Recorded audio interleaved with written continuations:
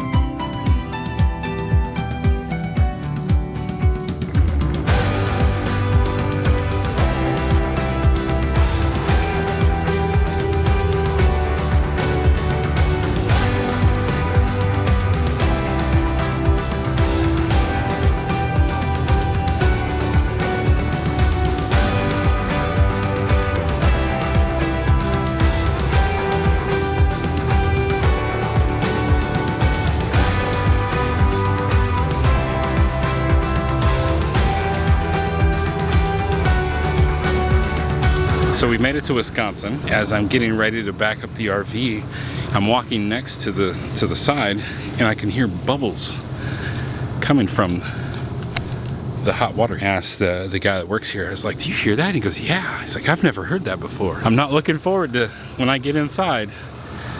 Something must not be right. Sure enough, something's not right. I'd say I own 50% of the problem. Maybe Tanya owns the other 50%. I used the bathroom last and I forgot to turn the water pump off. So we were driving with the water pump on. I guess Tanya usually takes everything down in the shower. She usually keeps like 4 bottles right there of soaps and shampoos and stuff. Yeah, the hot water was on just a little bit. You know, Skittles food is soaking wet. It's not terrible. Not the worst thing in the world. You know, sometimes you need to pay attention to the details, like turning the water pump off. Because if I had turned the water pump off, even though the bottles fell and turned it on, nothing would have happened. We each own a piece of the problem.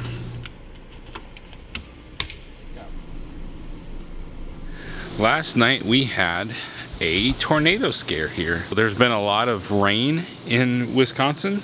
We've had several storms. Oh yeah, I didn't even notice the chairs down last night. It was torrential downpour last night, and about 9:30 we got a tornado warning. It said extreme danger, move to a shelter right away. And we're living in an RV.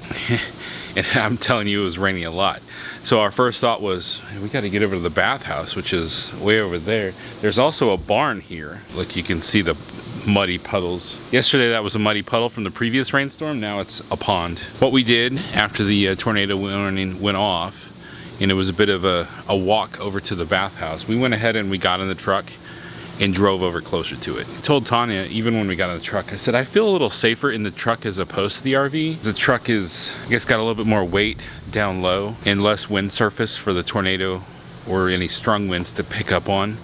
You don't see as many cars and trucks toppling over in a big storm as you would an RV. I know that's not encouraging if you're thinking about living in an RV, but you know, you're not always going to experience those moments, and when you do, obviously you want to do the right thing to protect you and your family. You've seen houses blow away in winds, hurricanes and tornadoes too. So I guess the biggest difference is, you know, if you're in a house and you've got a basement you can go into, or like in our house before we sold it, there was the second bathroom with no windows, no exterior walls. We would go in there and sit in there. So typically when you're at an RV park, the bathhouse is the best place. We headed for the bathhouse. You know, this bathhouse is exposed to the outside in the fact that it's got like a metal roof and there's screen around the top, but then it's cement cinder block walls. You know, some people did go into the barn. I would not recommend that. This barn has glass windows, old glass windows, all the way around, plus all the gardening, barn tools, farm tools all over the place. Obviously those people have never seen the movie Twister. The barn! Come on! Who are these people? I don't think so. Yeah, that's just I wouldn't want to go in there. So we were okay. Thankfully, there was no damage that we can see at the RV park. That's a blessing. I would say since it was open air and I could hear everything, like it was pretty frightening to be in a exposed area like that where you can just hear it all. And I could watch the shower curtains in the showers like move based on what's going on with the air in that storm. There was definitely a point where I heard things where there may have been a tornado that passed over.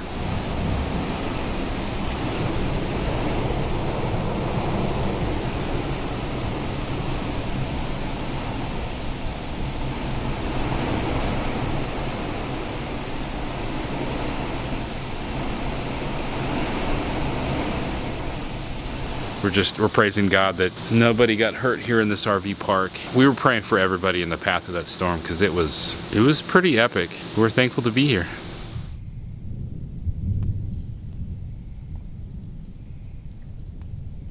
And the lightning afterwards when we came back, just the giant cumulonimbus clouds that were heading off to the southeast, the amount of lightning was intense. Quite the light show.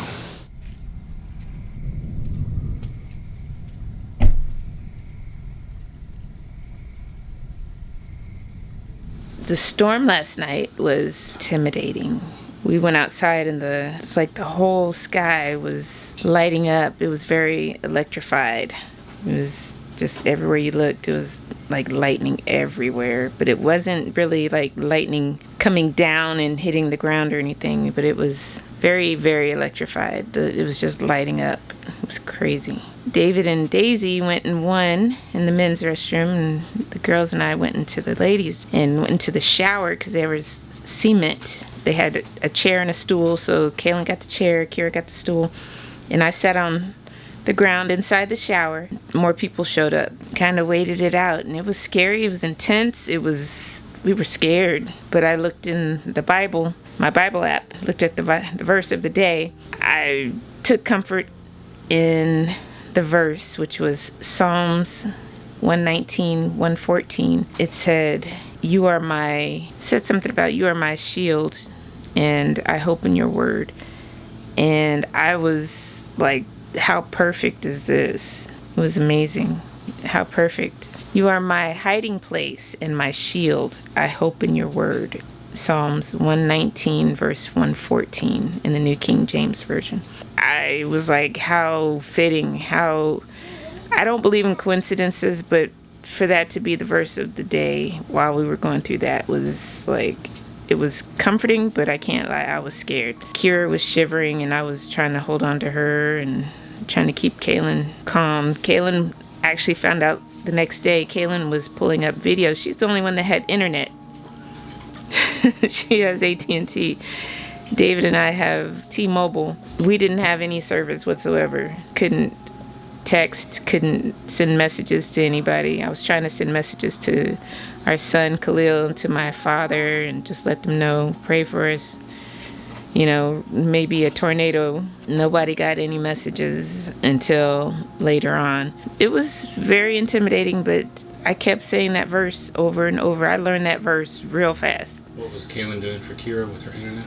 Kaylin, come to find out the next day, Kaylin was pulling up funny videos for Kira, trying to keep Kira happy so that Kira wouldn't be so scared. So I was like, that's wonderful. You're such a good sister. Dad, Hey. there's some tuna. Can I use it to make a tuna sandwich? Sure. You know how to open the can? All right. Love you. So we've been enjoying August and a little bit of July in Wisconsin here at Shell Lake. We're having to kind of hurry and get out here and take advantage of the nice weather because it has rained a lot since we've been here. We've been through tornado warnings, thunderstorm warnings. It almost felt like to the point where like every other day it was more rain. The ground we're standing on right now has gotten so saturated and muddy. We've got muddy puddles all over the place. Tanya is currently working on her resin. She's got some resin poured. She wears the mask, the ventilator, to prevent any problems from fumes. We had an issue a few years back where she wound up with a 2-week-long sore throat because of fumes coming off the stuff she's working on. Typically, she'll work out here alone.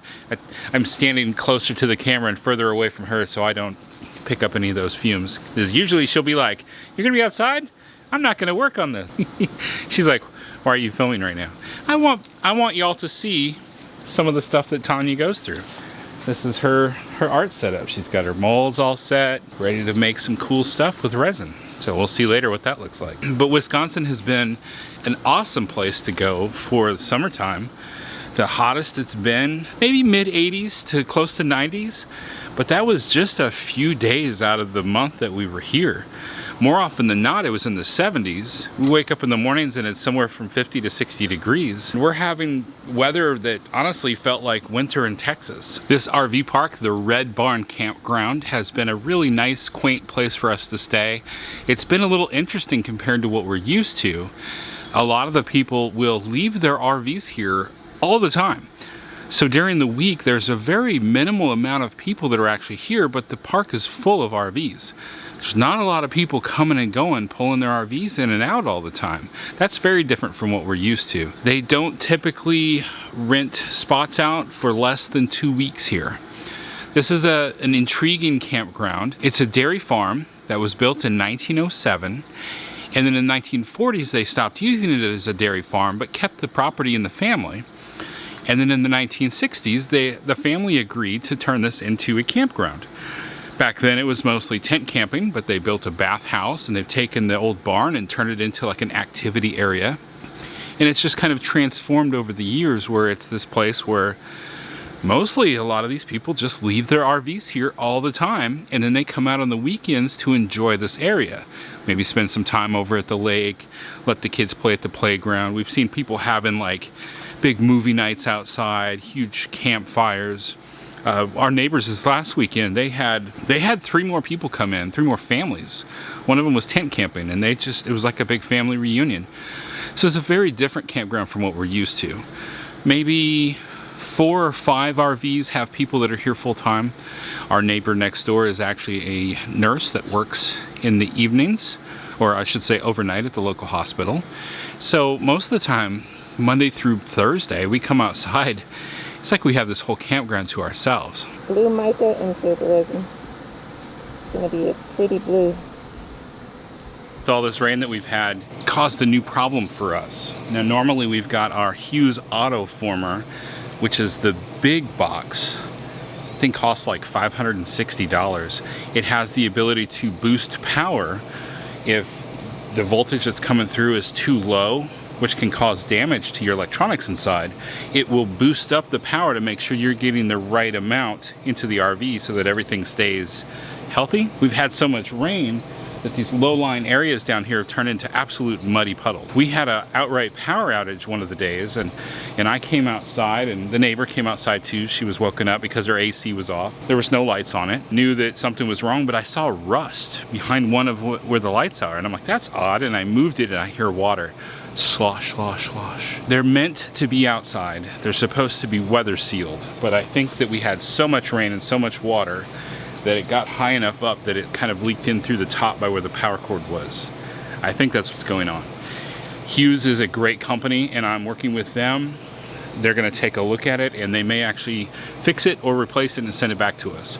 Because of how great they are, I wanted to get surge protection immediately, and that's all I had. So I found a RV dealership, Link RV, in Minong, Wisconsin, that had plenty of surge protectors in stock. And so I went up there and I got the cheaper of the power watchdogs. I've seen where people will use the full-on auto former and the power watchdog together. So I figured, well, I'll start with this for now to keep us going, and then hopefully get the other one repaired or replaced, and then have the two together. Supposed to be some kind of benefit. Don't know the full answer on that. We'll figure that out later. I saw some great ideas online on Facebook where people had done things like take a 5-gallon bucket, put their auto former inside of it, and cut like a hole in the side for the power to come out, giving it a little bit more room to be protected from water that was around it. A couple different ideas like that I like that I'll probably pursue going forward. Can you see the Starlink dishy up there at the top? I left the ladder there just in case I needed to adjust it. This spot has been the first time that we have needed to use that so that we could maintain connection so that I can work. T-Mobile here, it's not very good at all. It's a little bit better if you go into town, but still not that great here in Shell Lake. I believe Kalen's AT&T is doing pretty decent. We're not messing with Verizon. I can't stand their customer service. Starlink is working really well here. We did have a few nights from about 6:30 to 9 o'clock. I've heard where if you have the RV plan with Starlink, that you're seeing some degraded service, especially in the evenings when people are like coming home from work and they're using it a little bit more heavily to stream things. If you're on the RV plan, it's a known fact that you will see some degraded service over the people that are located in one spot and not moving. But it's not been terrible. I think there was one night where I had to keep working and I started like disconnecting my laptop and my phone and asking the girls if they could shut down their tablets and just kind of limit who's talking to the internet so that my work computer could keep on working.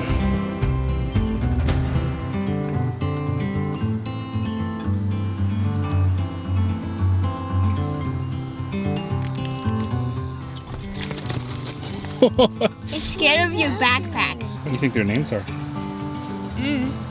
You've given names to cats and dogs. You don't have a name you could give to this pony and donkey? Nope. I just call them Pony and Donkey. I see them in the morning, I say, "Good morning, donkey. Good morning, pony."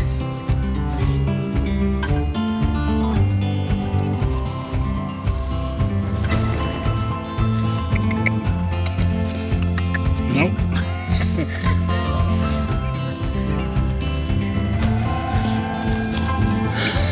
They're scared of my backpack. That is funny. I never seen one before.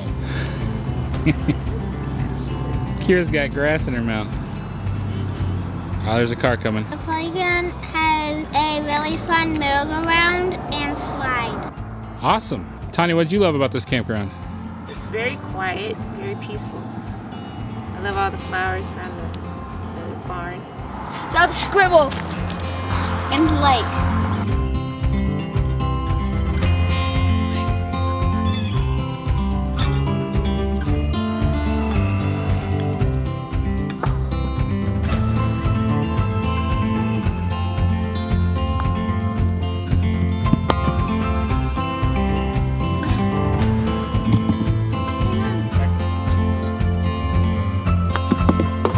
It's a beautiful fountain right here, like a waterfall, and then the little fountain up there with the kids and the umbrella thingy. Waterfall right there. It was on when we first got here, but it's just been turned off ever since.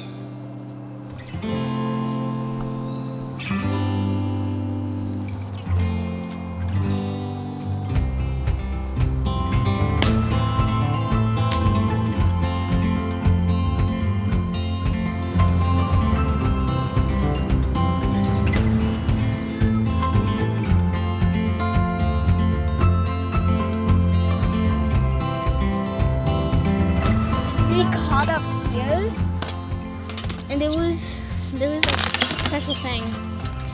I think that it's okay if it goes up there. Yeah. I think as long as it gets anywhere in there, you get the point. PXD dance. Oh my goodness.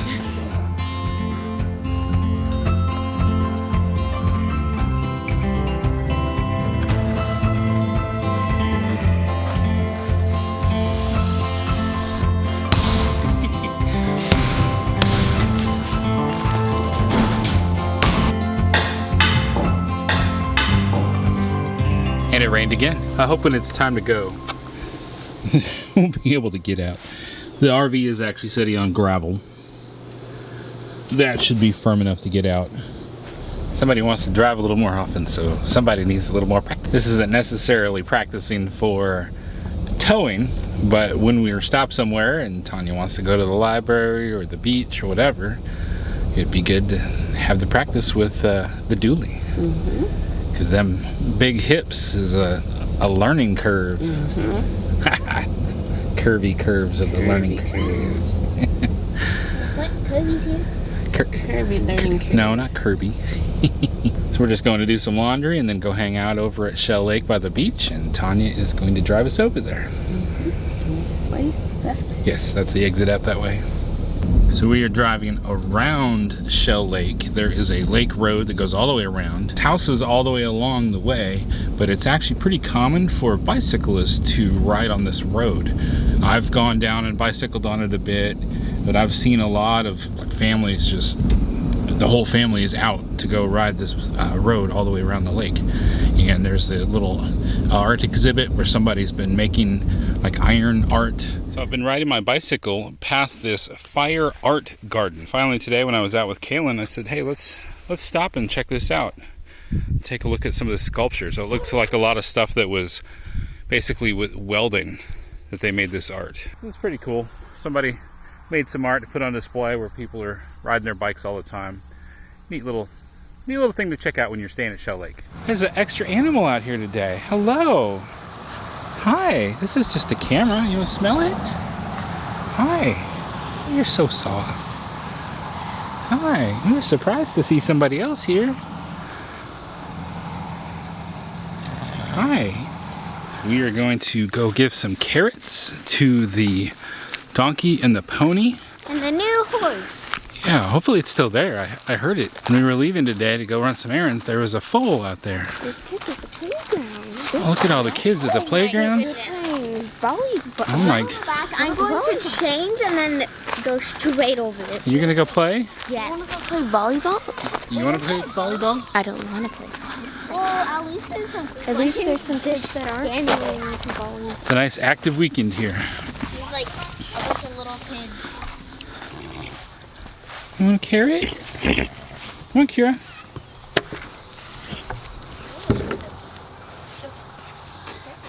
Oh, you're like gonna push your way out of there, aren't you? You want your carrot? Here. No? You interested? Huh? How rude. We carrot. No, carrot. We carrot. And the donkey usually will take the whole thing. Let's see what the pony does. Hey. No.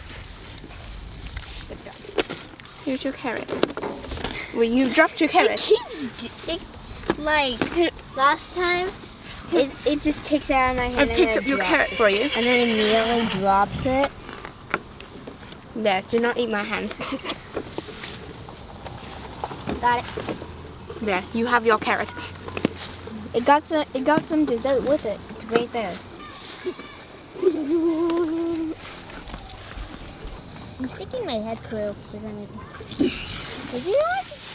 He just wants out. Hello. Hello. Be soft.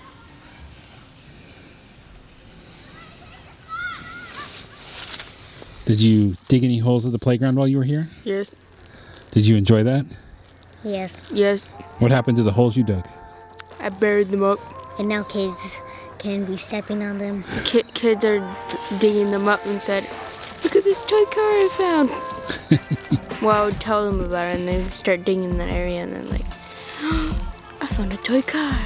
Subscribe.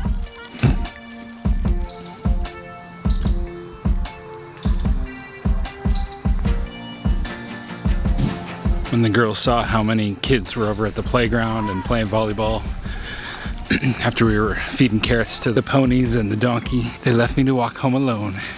Kira's like, "Here's the carrots." I gotta go walk a Daisy. And Daisy's like, "Why aren't you taking me?" I didn't know what that young foal would do with Daisy being right there. The foal's already been a little bit wild and crazy. It's young. We're gonna be heading out of here in 2 days. Are you having fun?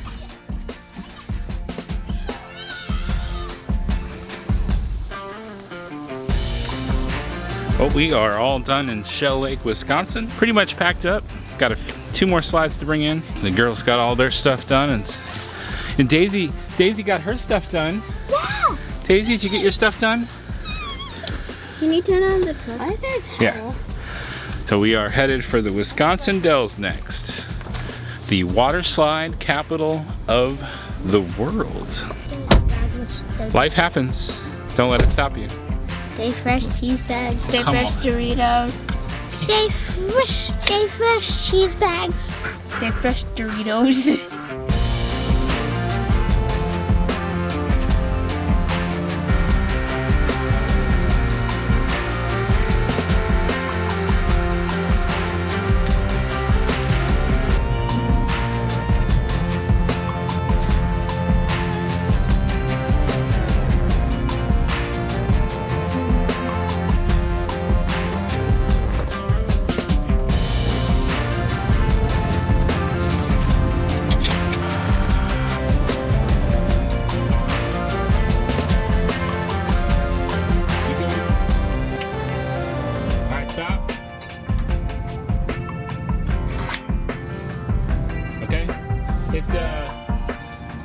Hit retract all.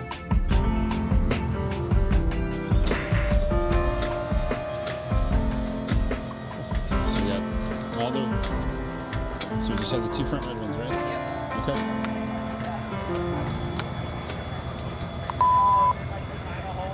There you go.